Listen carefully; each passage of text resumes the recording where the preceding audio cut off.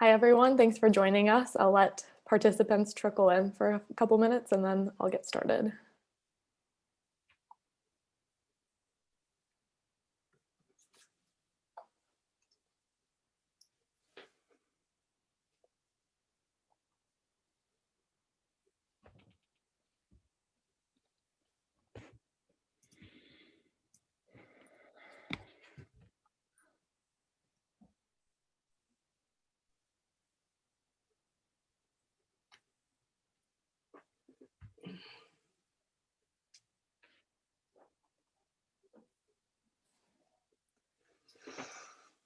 Okay, I'll go ahead and start with a little introduction before we get started. Thank you everyone for tuning into this morning's PILC panel about the rights of nature.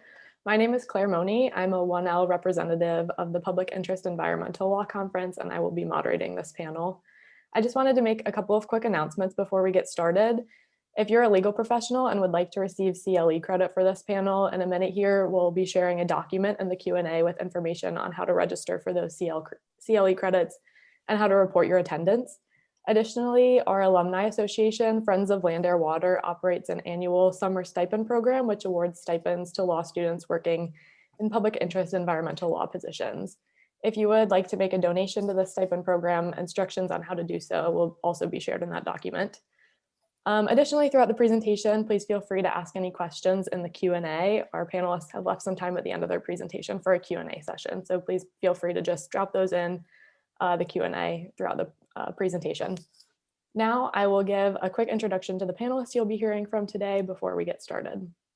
Michelle Holman has lived in Western Lane County's Coast Range for more than 30 years and has been active in the anti-herbicide struggle since the late 1970s. After many years of her community's unsuccessful fight to stop government-protected aerial spraying of toxic chemicals by private logging companies, she renounced traditional activism and joined the community rights movement. She is a founder of Community Rights Lane County and the Oregon Community Rights Network. She has served on the Mapleton School Board for 25 years, where more than 20 years ago, the school district stopped using toxic chemicals on school grounds. Kai Sandburn is representing Community Rights San Juan Islands, an organization dedicated to advancement of rights of nature concepts to the recognition of the rights of nature Salish Sea. Kai is also on the board of the island's Oil Spill Association, a grassroots organization committed to the response and prevention of marine oil spills. And as a retired nurse, she has been actively involved in the county's COVID testing and vaccination programs. Marky lives on traditional Miami ancestral land. She is a volunteer organizer for Toledoans for Safe Water, the Ohio Community Rights Network, and previously the National Community Rights Network.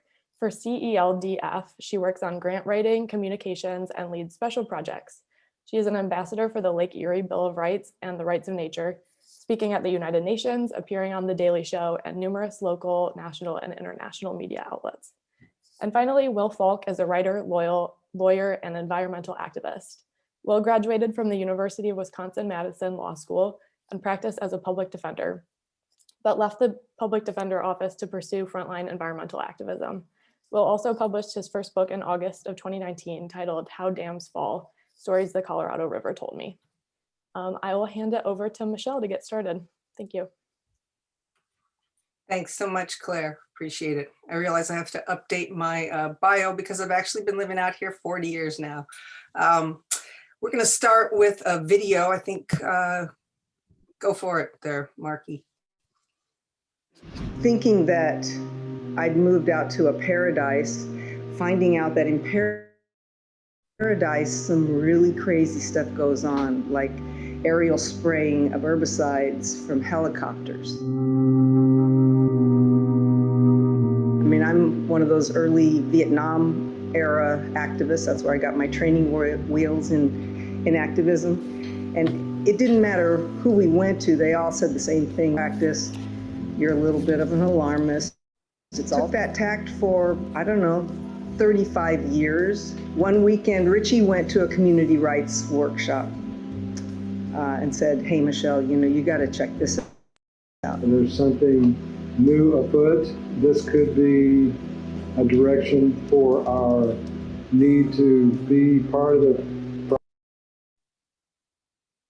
It makes no sense to be playing in a sandbox where I have no say over the rules. These rules have been ensconced in law. The system is rigged in favor of corporations over people. And in order for us to counter an unjust law, we have to create a just law. I think democracy stands as the single greatest obstacle to corporate hegemony. You can't look to the left or the right and hope somebody's gonna be a part of this and save us. It's me, it's us. And we, where we live, should have a say over our destiny. I think it's the antidote to our problems, to be able to live without exploitation, make sure that every individual is part of the whole. It's reality that we have to make changes, and that if we don't stand up to what I like to call the fuckery, then we're complicit. I don't think we have ever truly practiced democracy, but I do believe that it's the only way for us to survive in a cooperative fashion. In Lane County, we in this work, we're being stopped by the legal system, by our own elected officials. And so we take these losses as opportunities to shine light on what's wrong here.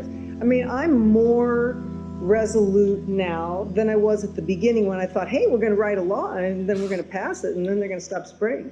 And at this point, 7 years into this work, I'm more clear that this work is the right work. We at this point might as well be willing to live and die for them.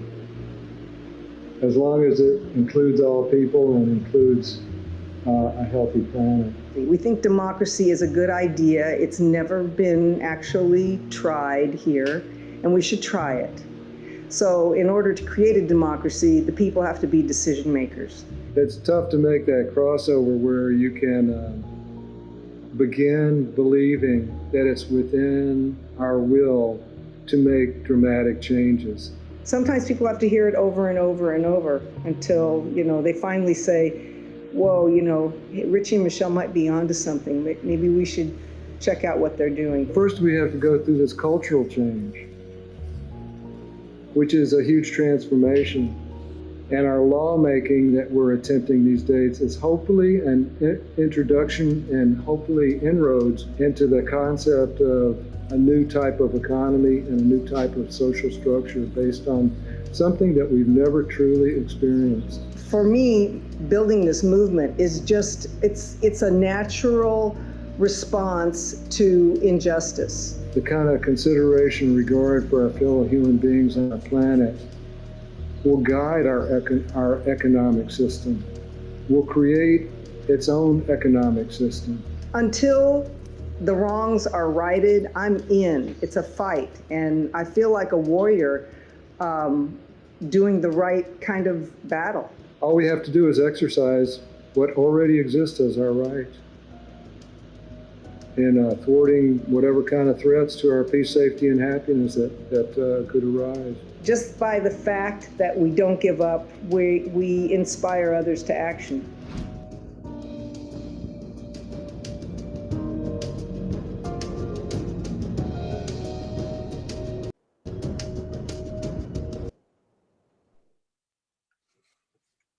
Yep, that's my home for the last 40 years. I grew up in Southern Oregon, and I actually went to UO in the 70s, and I thought I was going to go to law school.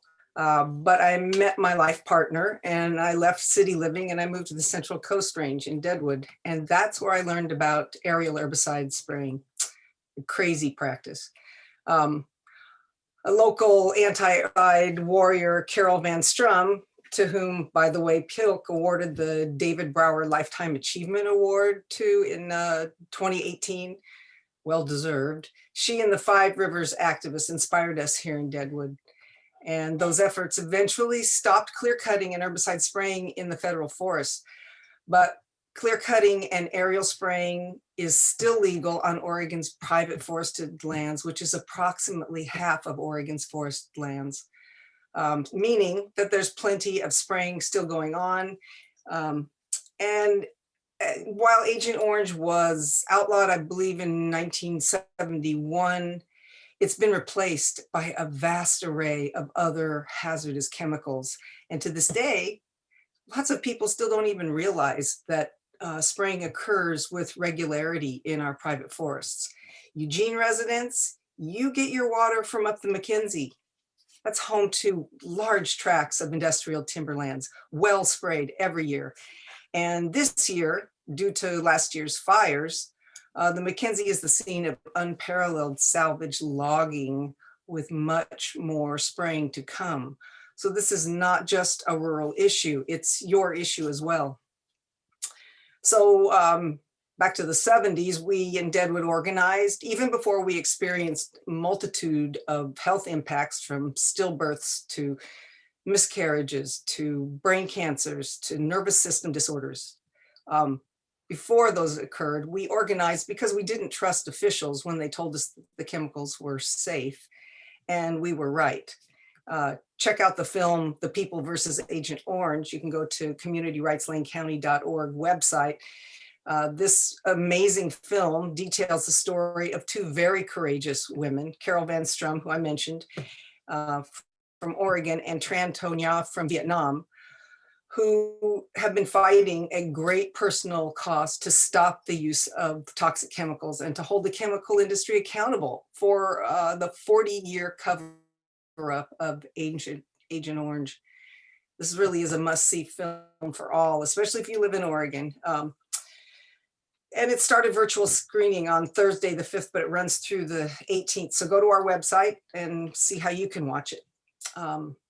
So yeah, in the 70s, we organized, we fought, we wrote letters, we called and met with elected officials, government agency officials. We met with corporate folks at their offices. They came to us here in Deadwood. We demonstrated at corporate headquarters. We did it all. And still the spraying continues. And why is that? Well, as they all told us, it's legal. The law protects the spraying practice over the health of residents and all life forms. This quote from one of our most inspiring community rights mothers, Gail Darrell from Barnstead, New Hampshire. This quote moves me. If the state permits corporations to operate in your town and does not protect you from the harms they cause, you don't live in a democracy, you live in a resource colony. The system is designed to protect big corporations. The system is not broken, it's fixed, and we have to break it. Laws benefit those who write them, the corporate lawyers on behalf of greedy corporate heads and their beneficiaries. Our country was founded on the principle that people are sovereign, that the people have the inherent power. And that we tell the government how to run our country. So here's a little piece out of our own Oregon Constitution. Article 1, Section 1 declares, we declare that all people, when they form a social compact, are equal in right, that all power is inherent in the people, and all free governments are founded on their authority and instituted for their peace, safety, and happiness, and they have at all times a right to alter, reform, or abolish the government in such manner as they may think proper. That's actually in every state's constitution. And I went to school in Oregon. I never heard that. I never was taught that. I found out about that when I was introduced to community rights. We do not live in a democracy. It's more like a corporatocracy. Democracy occurs when people are the decision makers, and clearly that's just not the case. The founding fathers really only paid lip service to democratic principles. The hierarchy, the way it's supposed to look is that the people are at the top because we are sovereign. The power is inherent in the people at the top. Then we elect governments to carry out the business of running this country. One of the tasks that we entrusted to our government was to charter corporations. And at the beginning, this was for a limited time, for a discrete purpose, and to benefit the people. That's how corporations were set up. It's been flipped. The corporations are at the top. They write the laws. They have unlimited time to conduct their business. It doesn't have to benefit the people. It doesn't have to be one discrete reason. And they send those laws to government. Government enforces them. And now we're at the bottom of the hierarchy. We are the consumers. That's what we do. That's what we're supposed to do. So this really isn't working out for us. And, when we say stop spraying us, they say it's legal. So, the answers to our problems, they just don't lie in this system, because the system doesn't care about us. The government corporate alliance reigns supreme. Corporate profits over planet, people, and all natural creation. Our minds have been colonized, just as the land has been colonized. We live within a legal framework that considers corporations to be persons and Mother Earth to be property. These are legal doctrines. There are legal doctrines that support these notions and create obstacles to those of us who seek to protect the places we love. And Marky's going to talk about those a little bit later. But the biggest obstacle we face is our own self-doubt. We just don't think we're smart enough, we are empowered enough, or that we have the fortitude to battle the massive corrupt system. We literally don't believe that we have the ability or the right to govern. But self-doubt didn't get women the right to vote, nor in chattel slavery. And we have the obligation to fight for justice in the face of mounting corporate privilege and destruction. And that fight lies in the power of the people, because we just can't count on government who colludes with corporate interests. So here in Lane County, since we couldn't find advocacy within our government, we became our own advocates and decided to try the ballot box, because in Oregon, we have the initiative system. This is how the people legislate.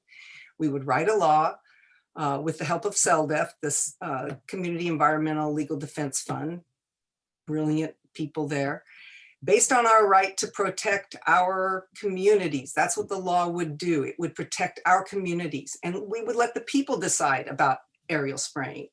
This is literally civil disobedience through lawmaking. We knew that it was legal, what they were doing. We just didn't think it was just. So Community Rights Lane County was born in October of 2012. By 2014, we'd written the spray ban law. We filed it, and a separate right to local community self-government initiative, which gives us the right to write and pass laws like the spray ban. We wrote them as charter amendments because charter amendments have a higher level of protection, and they would be more difficult to overturn by the county commissioners than an ordinance or a straight initiative. So we took 2 years, gathered 30,000 signatures. It was tireless work with a bunch of really great in the streets kind of committed, dedicated, beautiful citizens. Our charter amendments were challenged in court by timber interests numerous times. Yeah, we were in court a lot. Timber industry has effectively kept our measures off the ballot. Then we tried a new tact. And so for months, we attended county commissioners meetings in an effort to have the commissioners, the county's public health stewards, mind you, refer our spray ban measure to the ballot. Not to support the measure. We didn't ask them to support it. We didn't ask them just to pass it, which they could have done, but just to refer it to the voters. But they lacked the courage to stand with the people. So after our local courts sided with timber multiple times, we have appealed to the State Court of Appeals and are currently waiting for a judge to render a decision on whether or not we can get to the ballot box. We will not rest until we get our measures on the ballot for the people to decide. And regardless of the decision, we will not rest until the unjust practice of aerial spraying is banned. Meanwhile, at the state level, we're guided by the Oregon Community Rights Network. Along with other community rights chapters, we've embarked on an effort to amend our state constitution with a right to local community self-government amendment. And as it stands now, Oregonians are hamstrung, unable to protect ourselves from all manner of harmful corporate activity because of state preemption, which gives authority to the state to decide what laws the people at the local level can adopt. State preemption can affect anything from environmental regulation to firearm use to labor laws. One good example is, say the county or the city of Eugene wanted to raise the minimum wage. We are preempted from doing so. So the right to local community self-government law eliminates state preemption. We'll decide what we want to do, right? We're the people, we're sovereign. From a community rights perspective, the rights of nature must be legally recognized and protected by law. This perception of nature only as extractive property denies nature's right to exist, persist, and flourish naturally. This system that neglects the rights of nature is not going to fix itself. It's up to us. Corporations have more legal protections to create harm in our communities and to nature herself than we have to protect our health and the health of our ecosystems. So we really have to change this. I want to mention that along with rights of nature, community rights applies to a broad range of rights, including but not limited to environmental rights, the right to clean air, water, and soil, worker rights, the right to living wages and equal pay for equal work, democratic rights, such as the right to safe communities, free from police overreach and violence, the right to free and fair elections, the right of local community self-government. Social, economic, racial, and environmental injustice has grown during this global pandemic. And yes, we need to change the laws that privilege harmful corporate activity, but we have to understand that in order to accomplish that, we need a cultural shift and understanding that really it's only by the grace of the living earth that we live, that the extractive consumerist gerbil wheel we all run on is unsustainable. There's a growing recognition globally that we must fundamentally change the relationship between humans and nature, a cultural shift that would acknowledge that humans aren't separate from nature, that we are nature. And through the legal recognition of rights of nature, our system of laws would reflect the highest values. Just imagine if we respected nature's rights and embraced an indigenous, traditional, ecological knowledge that the earth doesn't belong to us, that we belong to the earth. If at the core of our relating to the earth, we treated her well, we might just get along better with one another, be more respectful, regardless of our differences.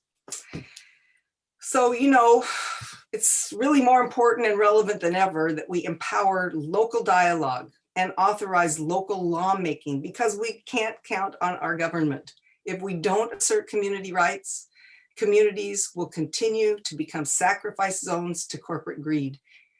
We have a moral responsibility to protect the places we live and love. And so let's strive for social, economic, racial, environmental justice, because there simply is no justice when our government and our laws embolden corporations to put profits over people on the planet.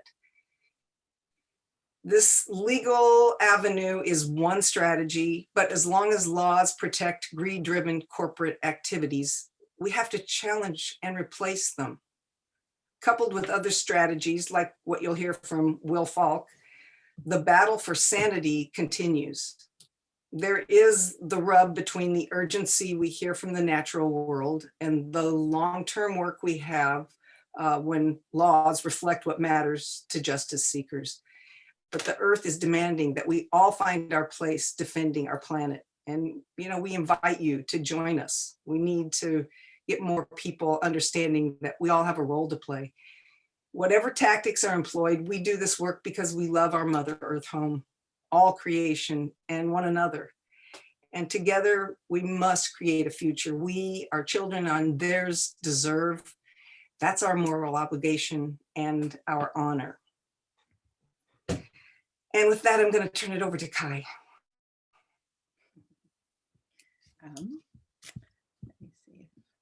Yeah, hi. Thank you. Thank you so much, Michelle, for your passion and the width and breadth of what you shared. And I just want to acknowledge that I'm really honored to be here with Marky and Michelle and Will. I'm kind of probably the newbie in the group. And I want to also appreciate that the conference was organized. I'm also humbled to be part of a law conference, given I have no background in that area.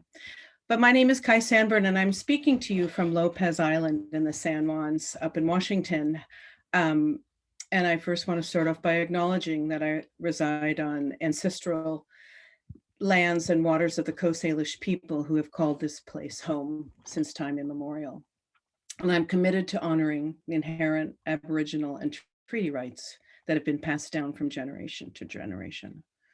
And on a personal note, it's been a real privilege to live in this place and to raise my daughters and to call these beautiful islands home. Our group, Community Rights San Juan Islands, came together a little over 3 years ago. We were not organizing against one particular threat. There was no aerial spraying. Nor were we organizing in response to a specific harm. We came together on our small island in our small county in the heart of the Salish Sea out of concern for the many threats to the region. And just briefly, for those of you who aren't familiar with the Salish Sea, it's a somewhat recent official designation in 2009 that describes the inland waters from South Puget Sound in Washington on up into Canada, through the Straits of Georgia between BC and Vancouver Island, and out to the Straits of Juan de Fuca to the Pacific. And it does include the watershed of the region. This region has seen a proliferation of fossil fuel projects, each one adding to the risk of oil spills as ships and tankers transit these narrow international waterways. At the time that we began, there were 13 to 14 fossil fuel infrastructure projects proposed, which would have really posed a significant threat. We are acutely aware also of the vulnerability of the southern resident orca, and we grieve each death and celebrate each birth. And on a high note, there have been 3 celebrations this year, so that's a bright spot. There is the decline of salmon runs, so important to the region and truly the cultural heart of the Coast Salish peoples. Growth and development pressures add to ecological stressors and impacts as farmland and forests are converted to development. And as we all know, there's climate change bearing down on us, which has brought warming waters, drier summers, and the smoke of distant fires. And locally, we witness sea level rise as it eats away shoreline roadways. So we've had 50 years worth of Earth days, 50 years of the EPA, and yet the losses seem to be compounding. The power of corporations grows, as Michelle illustrated, and has often seems to have merged with government, such that communities find themselves on the wrong side of the law when they try to protect their water, air, and land, and a livable future for their children and beyond. Our Earth is in trouble, and so are we, and something needs to really change. So enter the rights of nature. Rights of nature begins with a simple but radical assertion that nature and natural entities have the right to survive, thrive, and regenerate their vital life cycles. And it establishes a legal framework to defend those rights. It challenges the notion that nature is merely property under the law, a trove of resources for human use and abuse. And it values the integrity of the whole, while its enforcements include restoration of what's been harmed. Our group met with CELDEF. You're going to hear a lot about CELDEF through this talk, the Community Environmental Legal Defense Fund organizers 3 years ago, and we were introduced to the rights of nature movement and the community rights movement. These concepts and the work of CELDEF aligned with our beliefs and addressed our concerns. So we jumped on board, and working with CELDEF, we drafted a Rights of the Salish Sea initiative and aimed for the 2019 ballot. We were sort of flush with naivete. In somewhat of a strange paradox, people like the idea of rights of nature and responded to the idea of the rights of the Salish Sea. But lacking an imminent and county-based threat, it was hard to gather the support we need. There was not an emergency that needed a quick response.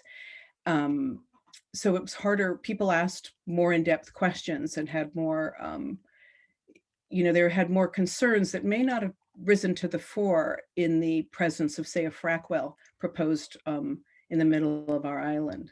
We'd written the law broadly with the specifics about the law, figuring those would kind of take shape as the law was used.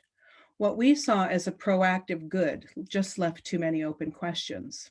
Another factor that at the time was that we really recognized the critical role of the Cove Salish tribes in Salish Sea stewardship and see rights of nature really as being born out of indigenous ways of thinking. So we decided we really needed to slow down so that we might build relationships in support of our common goals, and that is a work in progress.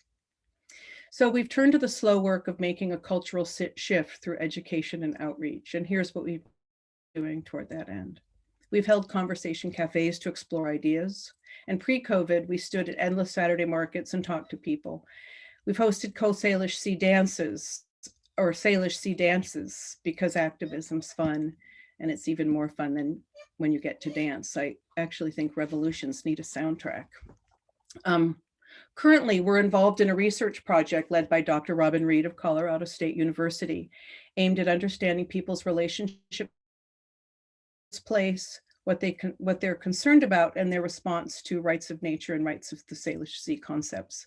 And we've been doing this through in-depth interviews that have been pretty revelatory. What we found is that listening is an amazing kind of advocacy.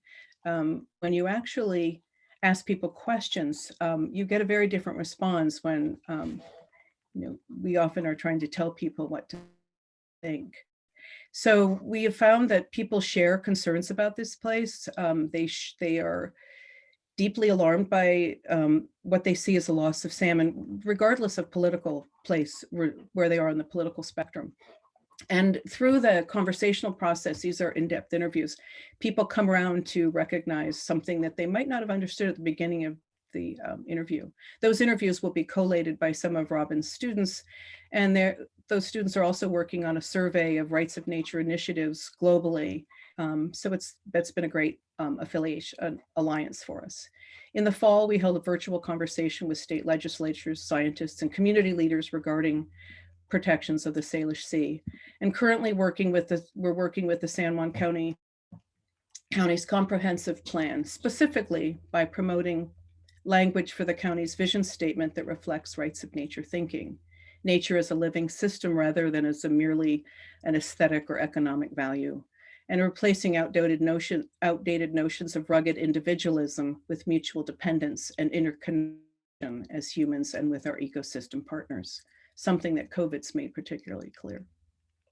We're also in preliminary discussions about putting a Bill of Rights in our county's home rule charter, and that's an ongoing work. So as a nurse, I tend to see things through the metaphor of the body. And here it's Mother Earth on the gurney. So the ortho doc comes in and assesses her femur fracture. He's confident that that bone will heal with rest. The blood bank is running low, so the technician takes an extra liter. The physical therapist demands that the patient get up and moving, while the surgeon sees no problem with removing so many feet from that patient's colon. Meanwhile, the oncologist is titrating the maximum amount of chemo that's safe to administer.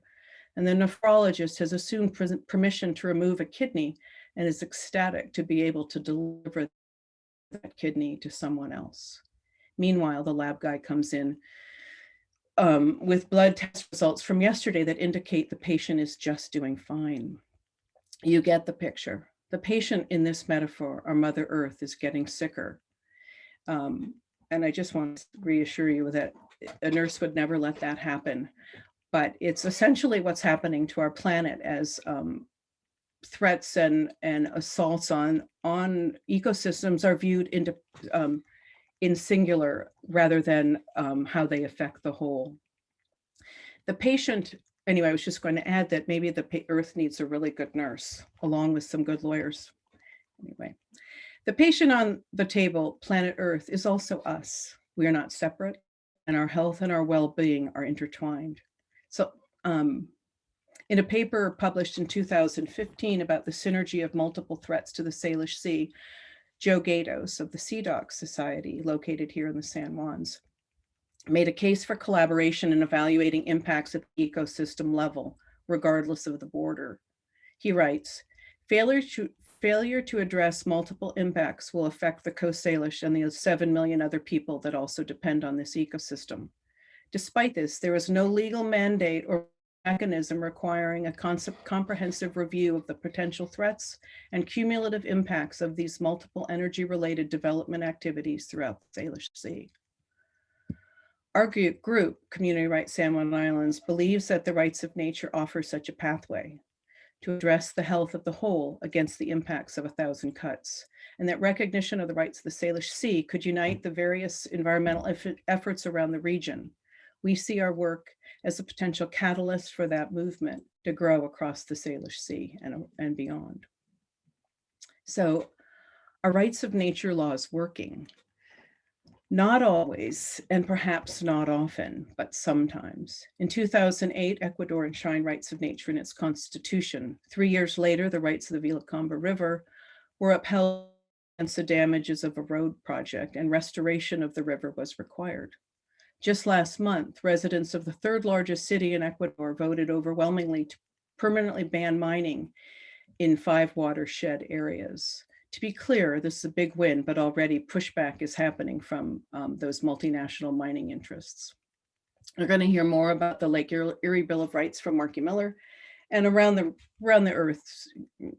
globe, there are rights of nature efforts that are taking place.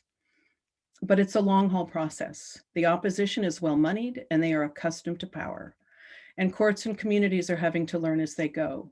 But what we believe is that rights of nature forces us to ask the right questions. Does nature have the right to survive?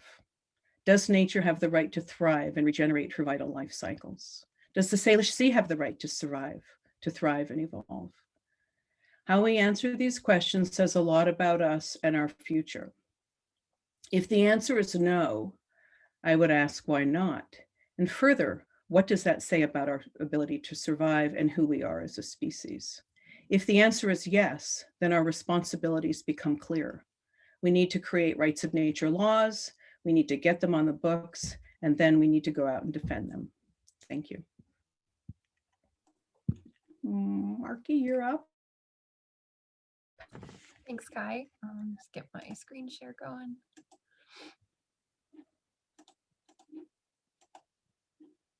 Okay. Well, thank you so much. Thank you for being here, for hosting this panel. And I really wish we could be doing this together in person like we had planned on last year, but to still have this opportunity is something I'm really grateful for. Thanks, Michelle and Kai, for getting us started, and to the Oregon Community Rights Network for including me in this panel. My name is Marky Miller. I'm a volunteer organizer on the Lake Erie Bill of Rights effort and continue to be an advocate for rights of nature locally and wherever I'm called to be. So I want to share the Lake Erie Bill of Rights, or LEBOR, story with you, which takes us back to 2014 with what became known as the Toledo water crisis. And that August, 500,000 members of my community in Toledo, Ohio, and surrounding communities woke up to a waterless world. We were confronted with a do not touch, do not drink, and do not boil order due to a harmful bloom of cyanobacteria, or blue-green algae, in the western basin of Lake Erie.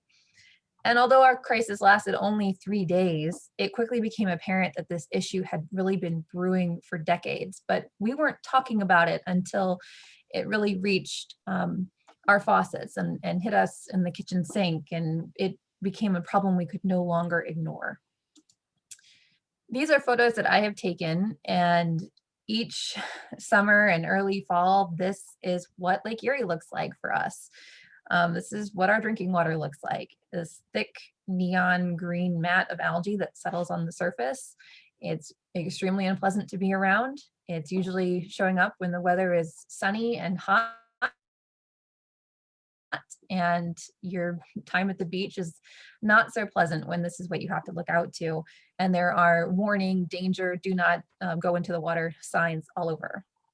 And the narrative that emerged focused on how this toxic bloom happened to really drift into our intake well. downplaying the seriousness of the issue and putting the blame on things like increased rainfall and heavy winds, things we can't control. But the issue revealed our vulnerability and how unprepared we were to handle this. It had to be taken seriously. Grocery stores ran out of water within hours. And keep in mind, the first notification for this warning went out at 2 in the morning when most of us were asleep. And it sent many who had the means to travel or pay outrageous prices to go to neighboring towns or neighboring states just to find it. If you didn't have the means, then you had to wait in a very long line in the August sun for a ration of water. And this crisis also impacted things like fresh produce, which all had to be thrown away from the grocery store, depleted supplies of paper products, baby wipes, frozen food, anything disposable that didn't require you to wash or clean with it. And what we heard from city officials was, don't worry, next time we'll be prepared. We'll notify you early. Moving forward, we recommend stocking up on the supplies you need prior to what is now called harmful algae season around here. And your tax dollars will be well spent on upgrading our water treatment facility to better handle future toxic blooms. And it's that perspective that my group, Toledoans for Safe Water, and other local groups such as Advocates for a Clean Lake Erie really wanted to confront. We didn't want to be prepared for the next crisis. We wanted to tackle the problem at the source, reducing the burden on the community and improving the overall health of Lake Erie. And I could talk all day about nutrient pollution from drainage tiles or raw manure runoff from industrial animal factories, which are a huge problem in this watershed. But what this work guides us, away from looking at single issues and taking a more holistic approach to what is the system that we're working in, what is perpetuating the problem, and maybe restating what that problem is. So we understand now that the problem is that communities cannot say no to harmful permits and projects that threaten their health and life-supporting ecosystems. It doesn't matter what the harm is. We all are gathered here with different stories, different issues, different threats, but we're going to be using the same terminology, the same system. It's all working together. That it's like an equation where you can plug in any harm you want, you're going to get the same outcome. And if we're looking at things to say, we don't have a voice, and it comes down to things are working just fine for the corporate actors who create and perpetuate the barriers that we face to direct democracy and local decision making.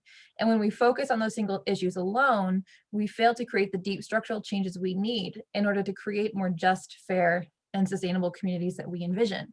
And that's why it becomes more necessary to have local self-determination efforts and rights of nature. And those become our necessary tools that we have to keep in our toolkit. And as both of my co-panelists have said already, the current legal system is designed to allow, regulate, and permit the harmful practice, even if we know the potential or well understood harms that it could cause.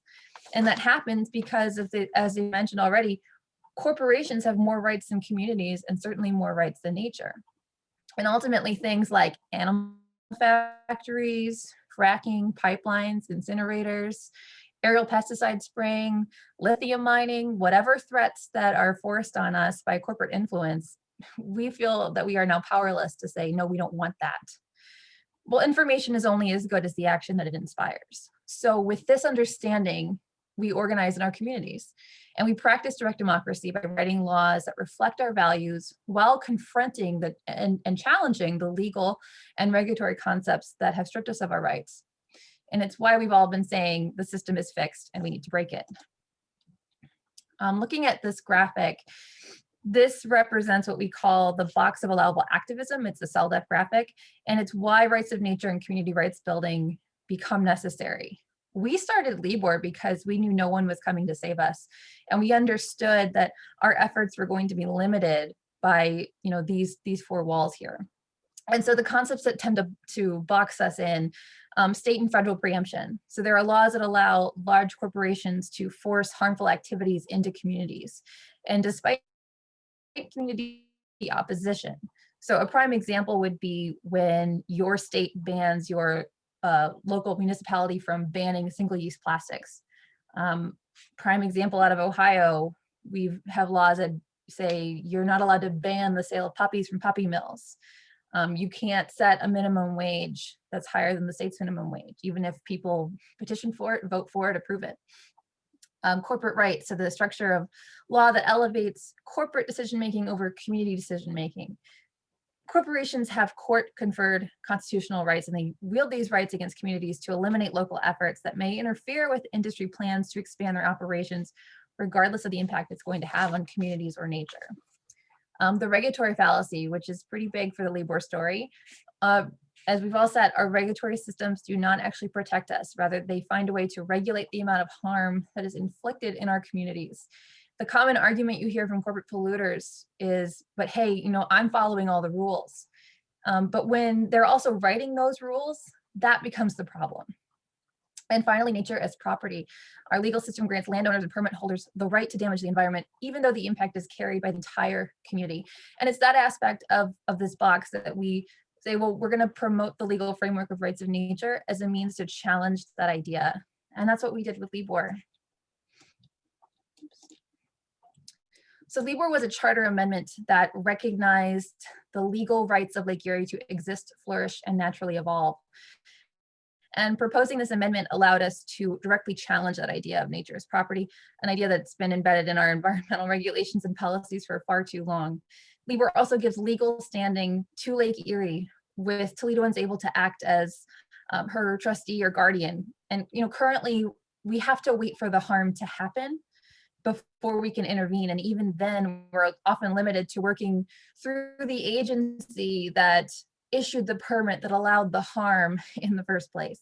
And so with Libor, we could proactively object to harms before they happen and work outside of that existing regulatory framework.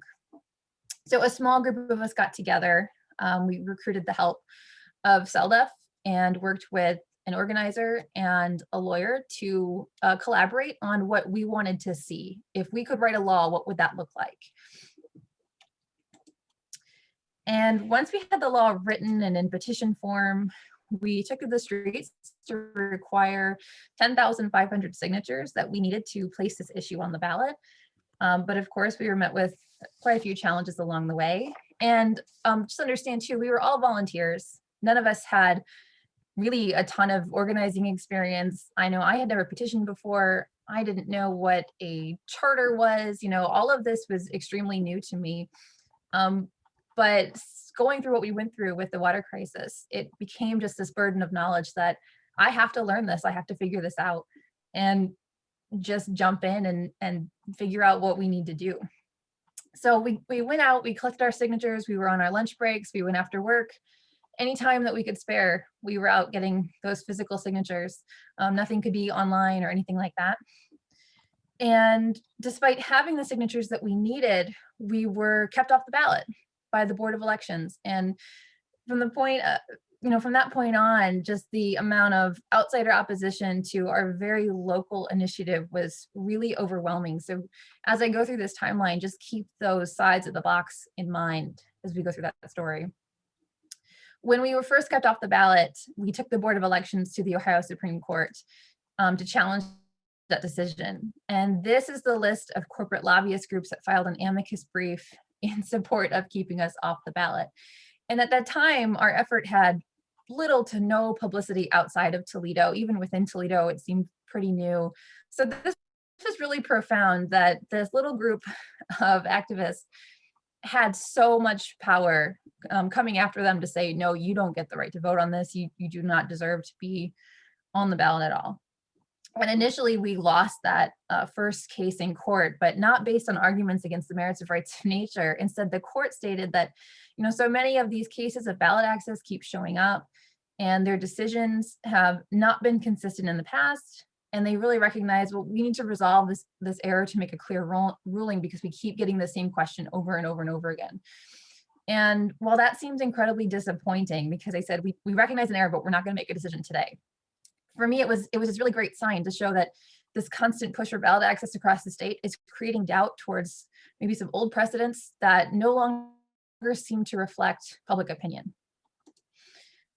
Despite losing that case, we really did earn our way onto a special election the following year, which had already been planned for February of 2019. And this happened because, oddly enough, another group in Toledo proposed a charter amendment at the same time that we did, and they were also kept off the ballot. And they took their case to the Supreme Court maybe a week after we did.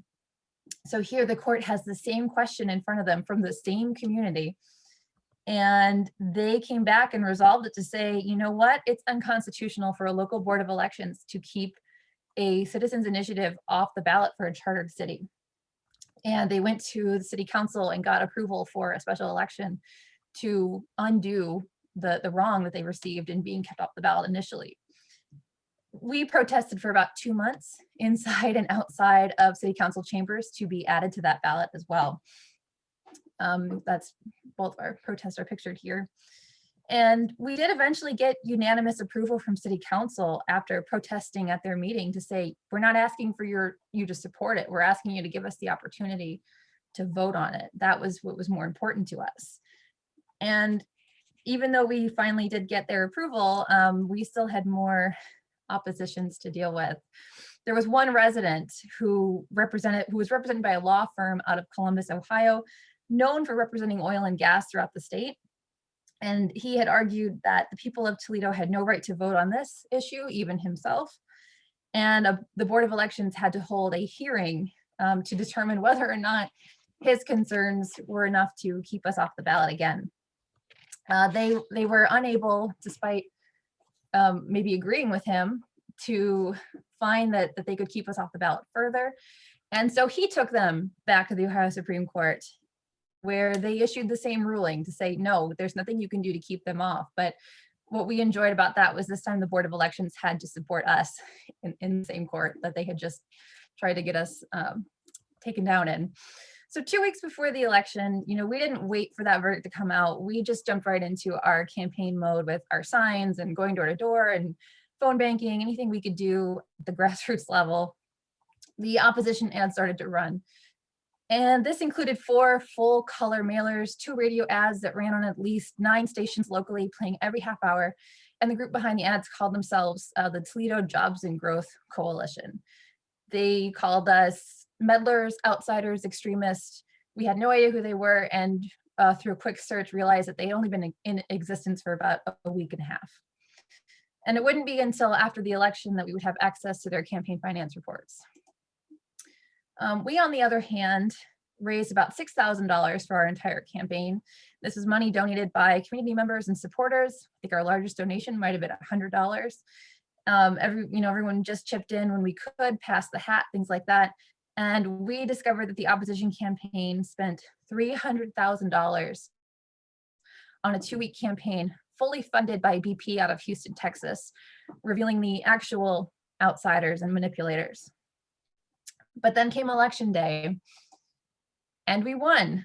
We won with 62% of the vote in our favor, becoming the first law on United States settler colonial land to recognize the rights of a specific ecosystem. And our persistence in getting on the ballot paid off, but the corporate state was equally persistent in trying to keep us from victory. So hours after the election results were in, a corporate entity sued the city of Toledo for allowing its citizens to amend their own charter with such anti-corporate language. But let's be clear, the city of Toledo was sued by Dravis Farms LLC, not Mark Dravis, his LLC. So essentially a piece of paper. And the state of Ohio joined the lawsuit on the side of the polluter, while Toledoans for Safe Water, the petitioning group, was denied our motion to intervene in the case. And while awaiting a decision on this case, it's interesting, as there wasn't a lot of involvement for us, but briefs were going back and forth, and we tried to offer to work with the city as much as we could, but they weren't very interested in working with us at the time.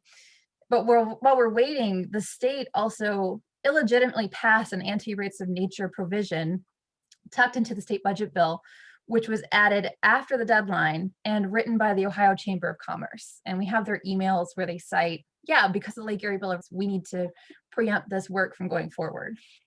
So the opposition didn't stop even during the litigation.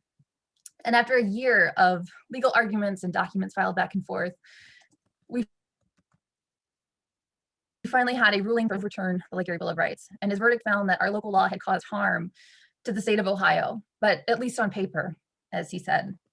And while obviously that verdict was disappointing, it was also extremely validating to know that we were a legitimate threat, that our effort had teeth. And that was evident enough by the powerful opposition to Libor throughout our campaign, but it was really solidified to me by the judge's ruling. And honestly, causing that harm to the state permitting process was kind of the point.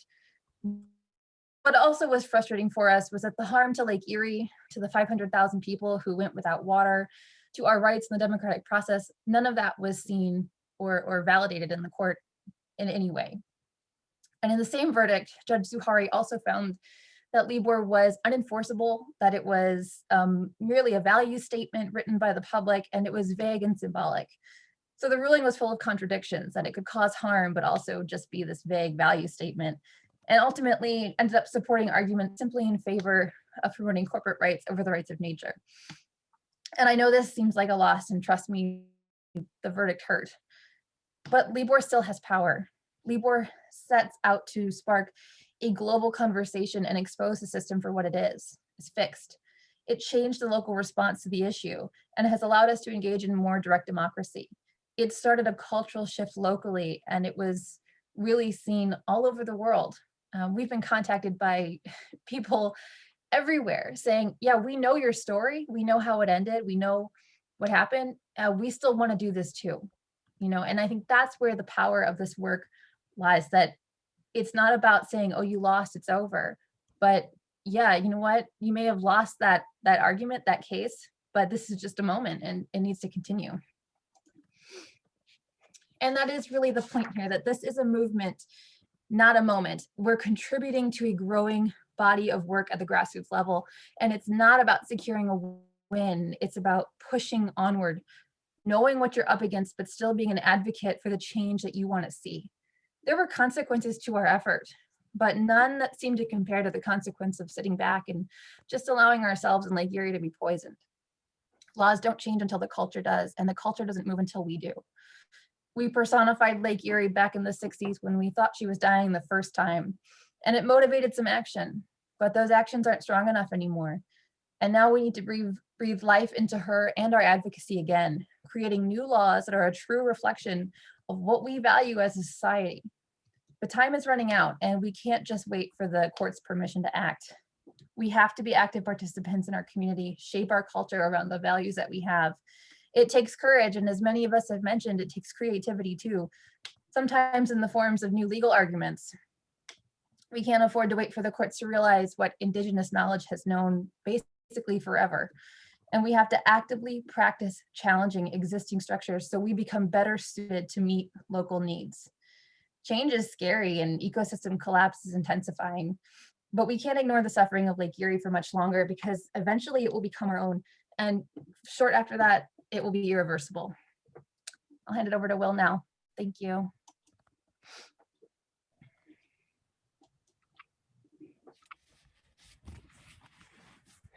Thank you very much, Marky. The first thing I want to say is just how humbled I am to be a part of a panel with the three women that have spoken before me. I've gotten to know all three of them decently well over the last few years, and I completely admire the grind that y'all have engaged in for years. For the rights of nature movement and to protect your communities. I also, you might be able to tell that I'm in a car. I want to explain myself. I'm currently on the side of a mountain in a place called Thacker Pass, Nevada, where my friend Max Wilbert and I started a occupation of a proposed open pit lithium mine. We started that occupation on January 15th, and we're here trying to blockade what we see as a very destructive project. So if I look a little frazzled, it's because there's 60-mile-per-hour winds kind of blowing around. And I'm sorry if you saw me eating some, we weren't able to get breakfast before because the winds were so strong, but they seem to be settling down. I also I wanted to say that I'm actually here at this blockade, and I'm living out of my car in freezing temperatures, to hopefully lend a little credibility to what I'm about to say, because the things that I'm going to talk about next might be scary, and they might not be fun to hear. But I just want to explain that from the bottom of my heart, I understand how scary things are today, and I hope that I can maybe help people kind of look into their hearts and find the courage that I think we're going to need to truly protect the natural world. Um, yeah, I've been involved in the rights of nature movement for about 5 years now. I cut my teeth on a lawsuit that sought rights of nature for the Colorado River. It was the first lawsuit of its kind in federal court. It was the first lawsuit seeking rights for a major ecosystem in American federal court. That lawsuit lasted all of about 3 months before we were threatened with sanctions for having the audacity to ask a federal court to grant a river that nearly 40 million people depend on for water, to actually ask for rights.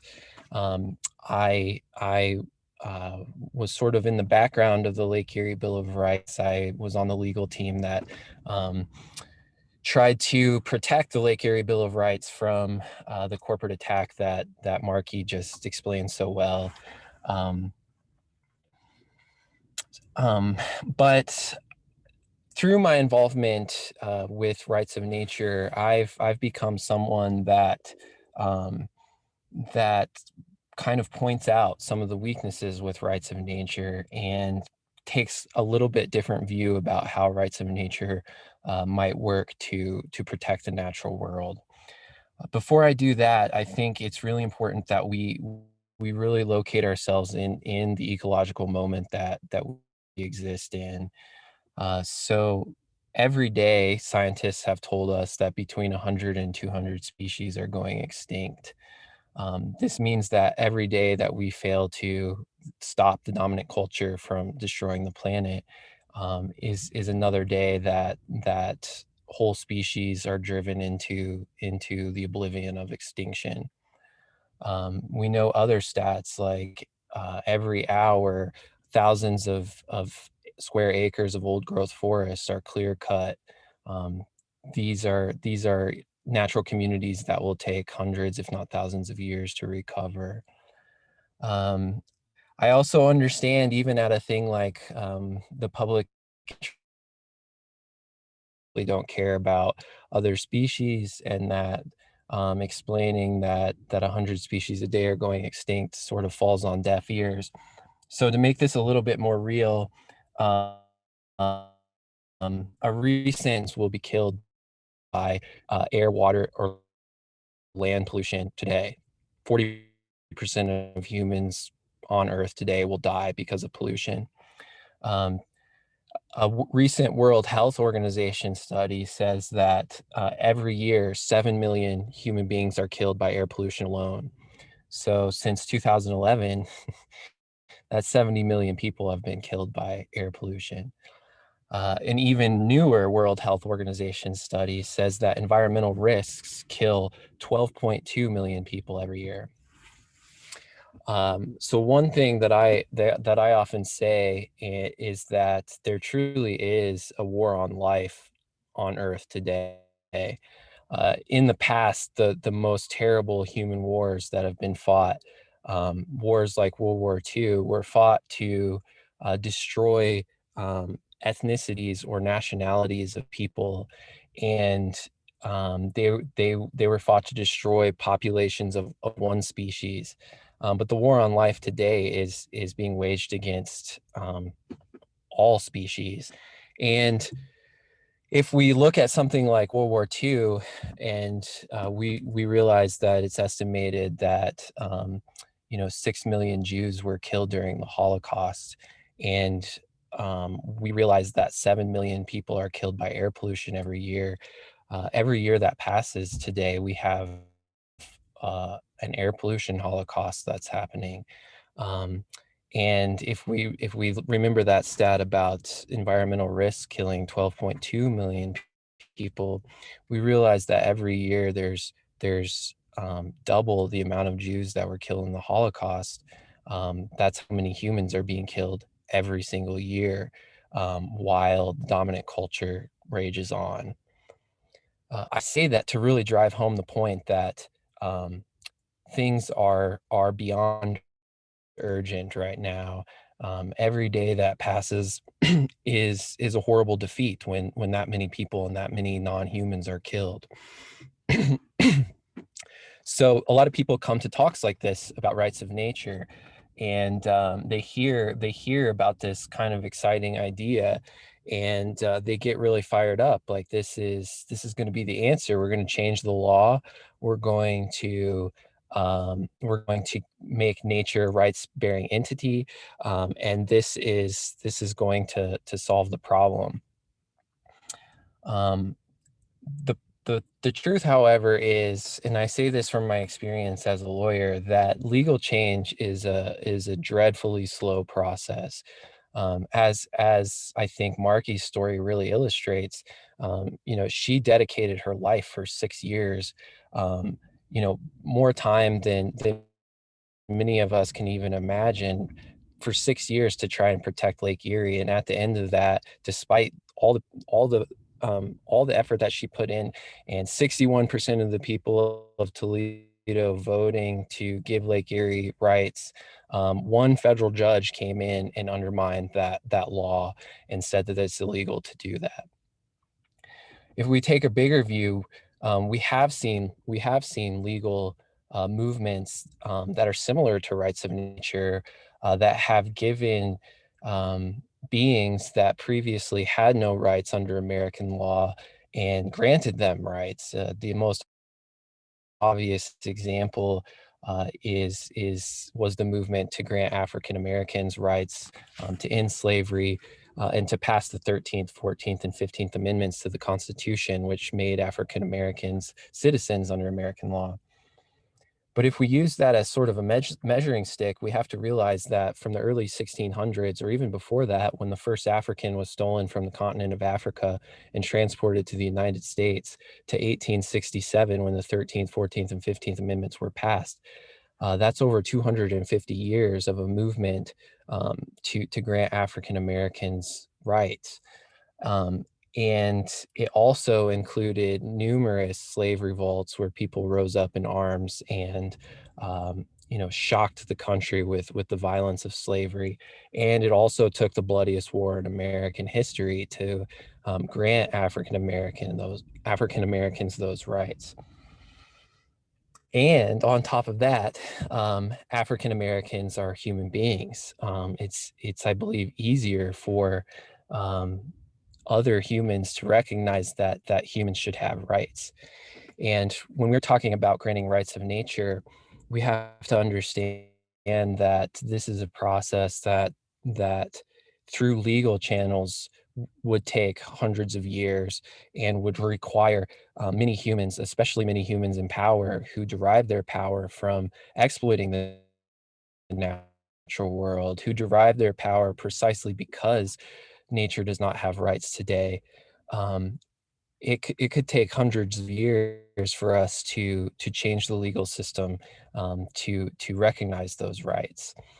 And to go back to what I was saying earlier, I don't think that those dozens of species that are going extinct every day would agree that we have time to pursue tactics that require that long of a process. I don't think that those 7 million human beings that are choked to death by air pollution every year probably would agree that we have time to pursue legal tactics that take hundreds of years. So if I'm going to say that, and I'm going to participate in a rights of nature panel, I have to be prepared to explain why I think rights of nature advocacy could could help us win this war and could help us save life on Earth. I think that the true value of rights of nature is that it really does educate people about why tactics that involve the courts, why tactics that involve persuading people who gain their power from exploiting the natural world are ultimately not viable tactics. We live at a time where most people, when they think of environmental problems, the first thing they think of is, well, we have to convince our legislatures to pass new laws. We have to change the law. We have to get constitutional amendments that give nature rights. But as the three panelists that just spoke really explained, that doesn't seem to be working. That doesn't seem to be actually happening. So I really think that the organizing that they've done has a lot of value to really educate people in a firsthand way.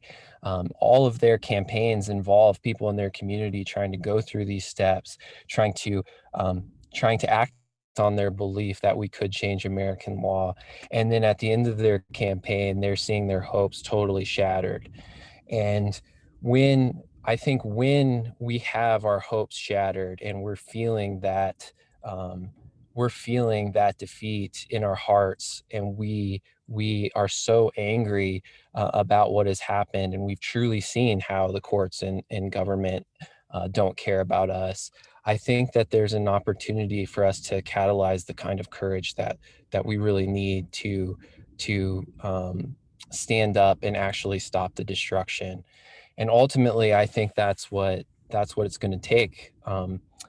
One of the things that I often say in my talks is, there's been a modern environmental movement.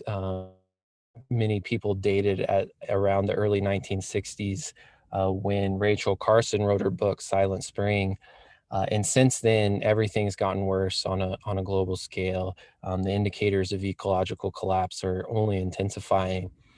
And so we have to accept that the environmental movement has been a horrible failure so far.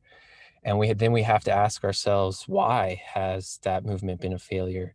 And I think that one of the major reasons that the environmental movement has failed is that too many people only ask the question, what can I do, instead of asking what needs to be done. And when we ask what needs to be done, we realize that it's actually the physical destruction of the natural world that needs to be stopped. We have to, like I'm doing here at Thacker Pass, we have to stop the construction equipment when it comes to destroy places. We have to dismantle the oil refineries that are pushing the Earth's climate past a tipping point. And I believe that rights of nature advocacy can truly convince people why persuasive methods, why government sanctioned methods for change don't work.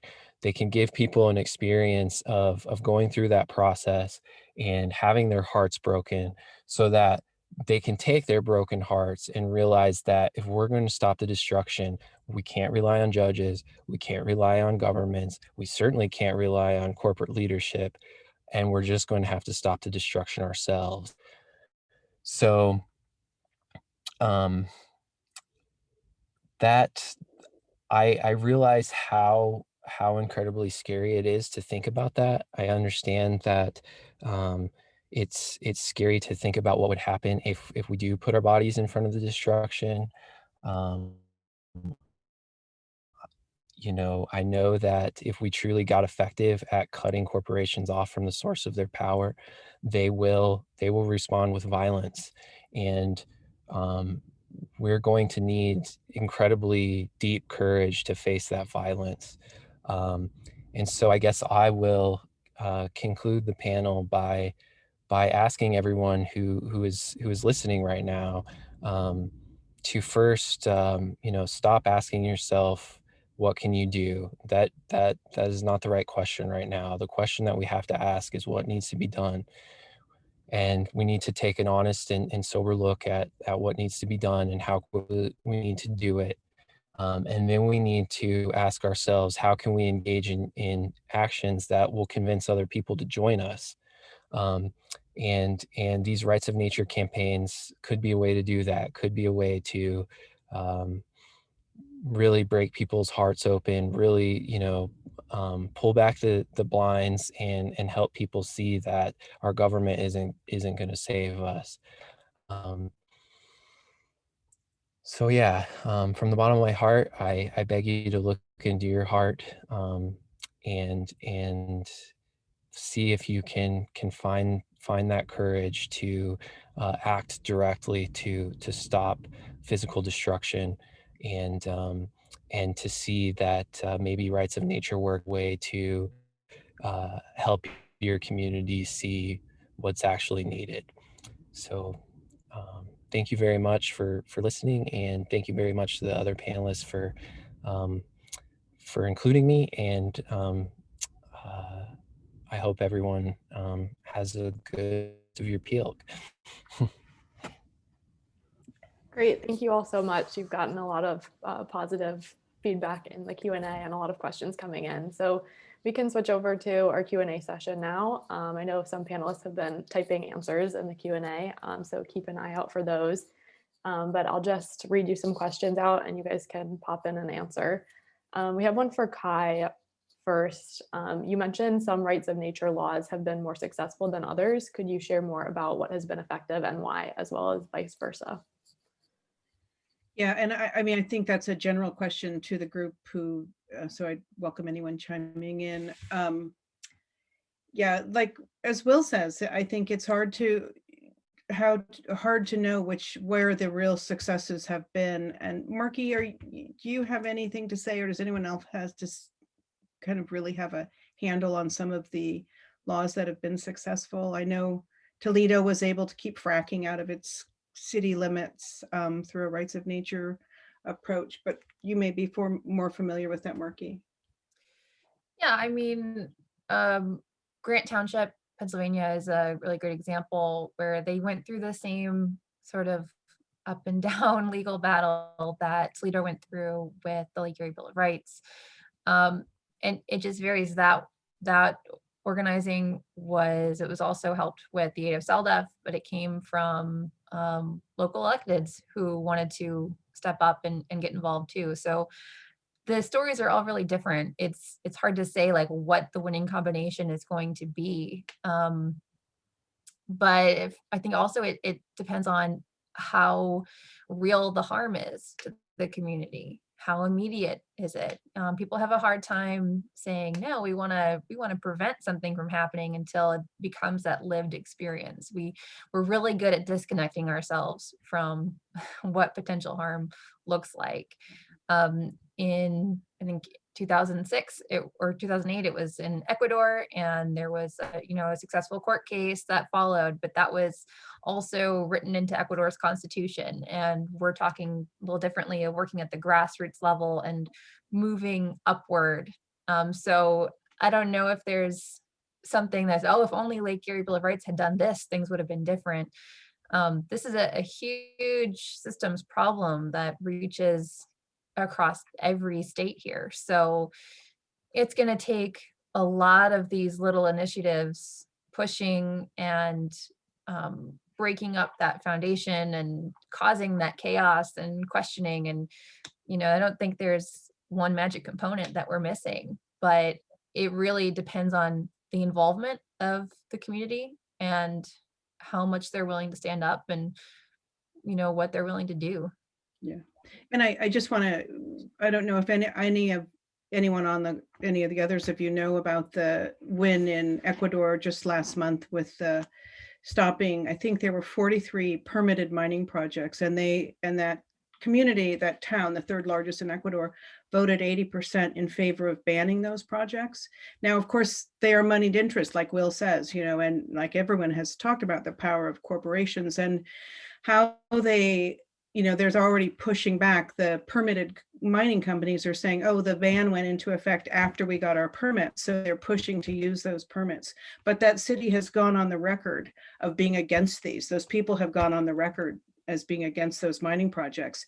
And so that may, what Will has said, it goes on the record that those people recognize the economic harms and they do not want that mining in those watersheds. So maybe that will contribute to creating an army in that community to resist those mining impacts. But it is challenging to know what success looks like when you're challenging established legal paradigms. I wanted to point out one thing that Marky said is that we wait for the harm, or we're motivated by the harm. In Lane County, not only did we write the spray ban and the right to local community self-government, but we also wrote a proactive protective watershed bill of rights for our county that would protect our waters before they are more damaged. And also just to say, we're really not delusional. We understand what we're up against and that the courts are not our friends. And one of the major reasons we do this work is to expose how corrupt things are and hopefully wake our neighbors up to some moral outrage. To get from where I am sitting in my work to where Will is a journey, and direct action is not off the table for community rights people. So, I think that, but to get from here to there, we're going to have to unseat ourselves from our complicit comfort zones. And that's the education part that I think community rights is really the right tool for. Great, thank you. We have a question for Marky. It says, I remember when Lake Erie was declared dead back in the early 70s and when it came back to life a couple of decades after the Clean Water Act was passed, among other environmental laws during that time. What has changed that's caused this new threat to Lake Erie? Has the Clean Water Act been eroded over the years? Yeah, and that's interesting because, as our little group being just these volunteers and all of us working and going to school and trying to juggle everything, we wouldn't get together until Friday night or on the weekends at 8 p.m. because we had all these other responsibilities to deal with. And when it came down to election day, and I was out at the polling locations, 9 in the morning, and I'm seeing a lot of older voters come in and thinking, I didn't have time to do one-on-one with this voting population. They would say, hey, I remember when Lake Erie died already. I remember when we did this. And, my daughter told me about this, told me I had to come out and vote today. And so it's interesting that memory has really connected people throughout the community, that the sentiment I was hearing was, I couldn't I wasn't allowed to swim in it. My kids aren't allowed to swim in it. My grandkids aren't allowed to swim in it. And I can't believe we have to do this again.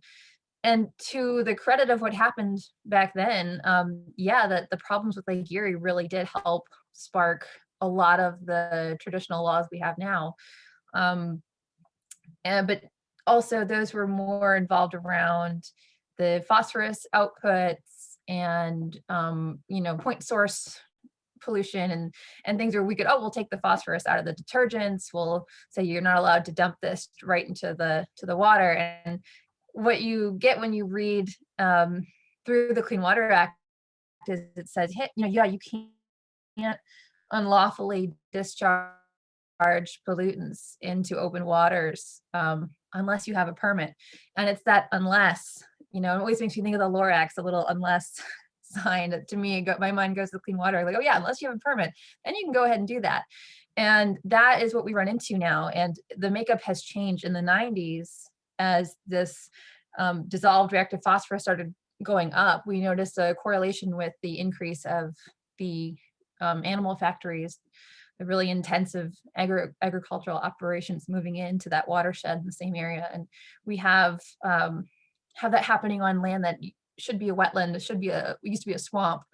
And so we have drainage tiles that pipe all of that, liquid phosphorus straight into our waterways. And we've had other groups here locally try to say, we want you to use the Clean Water Act. We want to set up total maximum daily loads. We want you to declare Lake Erie impaired. And we got nothing but opposition from the EPA saying, we're not going to do that. It's not going to be effective. We don't see the you're being too emotional. We don't see value in utilizing the Clean Water Act for this problem. And so that would really just push us over the edge of, well, we don't see value in really using it anymore anyways, because it's allowing this regulation of harm. It's permitting the harm. So it has eroded, but I don't know if it was ever really written in a way that could have handled this problem either. So. Great, thank you. And unfortunately, we do have a panel right after this one, so we're going to have to wrap up right on time, but we have time probably for one more question quickly. So Will, oftentimes using our bodies to physically try to stop destruction of our ecosystems doesn't ultimately work. It may pause the project, but doesn't stop it. Meanwhile, challenging a project's legality does actually work. While some lawsuits are unsuccessful, many are. Could you please speak to this? Yeah.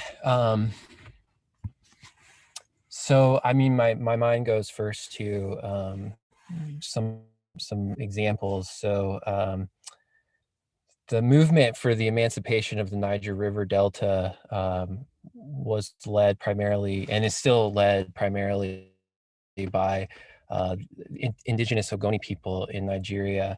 And the Nigeria River Delta is one of the major fossil fuel producers still today. And for years, they tried to work through their courts, and they tried to use indigenous sovereignty ideals to, try and mitigate the harm. Well, eventually, they with most resources with less resources than many of us possess today, they eventually got together, armed themselves, and told Shell and other corporations that were operating there, you're either going to leave our country or we're going to force you to leave. And they started engaging in armed attacks against Shell Oil. They kidnapped engineers, oil executives, and they cut their country's fossil fuel output by as much as 40%. Again, with extremely poor people. And I would just point out that the legal system rarely actually, as a lawyer, I'm saying this, rarely actually stops projects. It might pause them for a while.